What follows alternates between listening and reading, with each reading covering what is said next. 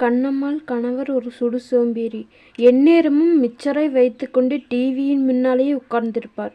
கண்ணம்மாவின் அம்மா சொந்தம் விட்டு போகக்கூடாது என்று இவரை கல்யாணம் செய்து வைத்து விட்டார். வேறு வழியில்லாமல் கண்ணம்மாவும் இவரை சகித்து கொண்டு வாழ்கிறாள். இவளுக்கு ஒரு மகன் உள்ளான். அவன் பெயர் அருண். அவன் இன்ஜினியரிங் முடித்துவிட்டு ஒரு பெரிய கம்பெனியில் வேலை செய்கிறான். கண்ணம்மாவின் கணவனின் குறையை மகன்தான் தீர்த்து வைக்கிறான். அதனாலேயே மகனுக்கு அனைத்து வேலைகளையும் கற்றுக் கொடுத்து விட்டாள். கண்ணம்மாவை பொறுத்த வரைக்கும் யார் மனதையும் புண்படுத்தக்கூடாது என்று வாழ்பவள். எளிமையாகவே இருப்பாள். மகனுக்கும் அதையே தான் சொல்லி வளர்த்தாள். அருணுக்கு கல்யாணம் செய்து வைக்கலாம் என்று முடிவு செய்தாள். அதற்கு முன் அருணையும் கூப்பிட்டு நீ யாரையாவது விரும்புகிறாயே என்று கேட்டாள். அருண் அதற்கு இல்லை என்று சொன்னதும் கல்யாண விஷயத்தை கூறி அருணிடம் சம்மதம் வாங்கினாள்.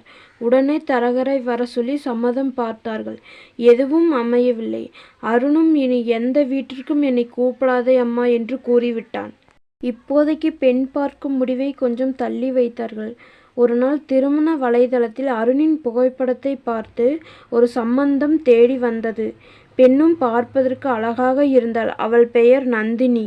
நந்தினிக்கும் அருணை பிடித்து போகவே இருவருக்கும் கல்யாணம் முடிந்தது. கல்யாணத்தில் கண்ணம்மாள் மிக எளிமையாக இருந்தது நந்தினிக்கு பிடிக்கவில்லை. கண்ணம்மாவை கேவலமாக நினைத்தாள். கல்யாணம் முடிந்து சில மாதங்கள் ஆனது. ஆனால் நந்தினியை எந்த வேலையும் செய்யாமல் அவள் நண்பர்களுடன் வெளியே செல்வது, வீட்டிற்கு நேரம் கழித்து வருவது என இருந்தாள். ஒரு நாள் நந்தினி அருணிடம் பணம் கேட்டாள்.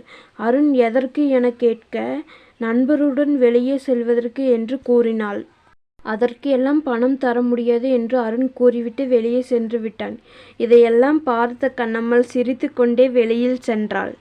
அருணுக்கு கோபம் வந்து அவள் அம்மாவிடம் ஏம்மா எவ்வளோ பெரிய பிரச்சனை நடந்துட்டுருக்கு, உனக்கு என்ன அப்படின்னு இருக்க, அவளுக்கு ஏதாவது புத்திமதி சொல்லலாம்ல என்று அருண் சொல்ல, கண்ணம்மாள் ஏன்பா உன் பொண்டாட்டி என்ன பூமராண்டின்னு சொல்றக்கா, எல்லாம் சரியாகிவிடும் என்று அருணை சமாதானம் செய்தாள். அம்மாவின் பேச்சு அருணுக்கு கொஞ்சம் ஆறுதலாக இருந்தது. மறுநாள் நந்தினி வேலைக்கு செல்வதாக அருணிடம் கூறினாள். அருண் இவளும் வேலைக்கு போய் சம்பாதித்தால்தான் பணத்தின் அருமை இவளுக்கு புரியும் என்று சரி என்று ஒப்புக்கொண்டான். அவள் தோழி வேலை செய்யும் கம்பெனிக்குத்தான் நந்தினி நேர்காணலுக்காக சென்றிருந்தாள். அவள் தோழி அவளின் மேல் அதிகாரியை புகழ்ந்து தள்ளினாள். அதனாலேயே நந்தினிக்கு யார் அவர் என்று பார்க்க ஆர்வமாக இருந்தாள். நந்தினியின் பேர் கூப்பிடப்பட்டது. அங்கே நந்தினியின் முன் அவள் மாமியார் உட்கார்ந்திருந்தாள். நந்தினிக்கு மயக்கமே வந்துவிட்டது. இருந்தாலும் கேட்ட கேள்விக்கு சரியாக பதிலளித்துவிட்டு வீட்டிற்கு வந்தாள். வீட்டிற்கு வந்தவுடன் அவள் கணவரை பார்த்து உங்க அம்மா படித்து இருக்காங்களா என்று கேட்டாள். அதற்கு அருண் ஆமாம் என்று சொன்னான். ஏன் என்னிடம் இந்த விஷயத்தை கூறவில்லை என்று நந்தினி கேட்டாள். ஆமாம், அதற்கு சரியான நேரம் அமையவில்லை என்று அருண் சொல்லி படுத்து விட்டான். நந்தினிக்கு உடல் முழுவதும் வியர்த்து இருந்தது. அவள் அத்தையை பார்ப்பதற்கு அவளுக்கு தைரியம் இல்லை. இரவு உணவு சாப்பிடாமலே படுத்து கொண்டாள். மறுநாள் காலையில் அவள் அத்தை வெளியில் சென்றிருப்பார் என்று அவள் அறையை விட்டு வெளியே வந்தாள். ஆனால் கண்ணம்மாள் அங்கு சாப்பிட்டு கொண்டு இருந்தாள். நந்தினியை பார்த்ததும் வழக்கம் போல நந்தினியிடம் பேசினாள். நந்தினி அவள் கண்களில் நீர் தழும்ப அவள் அத்தையை கட்டி கொண்டு மன்னிப்பு கேட்டாள்.